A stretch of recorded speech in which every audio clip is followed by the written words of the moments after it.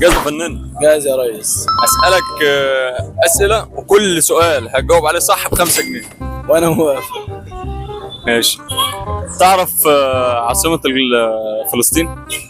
ايوه. ايوه. القدس. ماشي، ادي اول 5 جنيه. عاصمه المغرب؟ عاصمة المغرب. على طول. عاصمة المغرب معايا كام ثانية؟ لا على طول، انا مش هسيب لك ثواني. يا عم عاصمة المغرب عاصمة المغرب مصر. يا خرا شنو هذا؟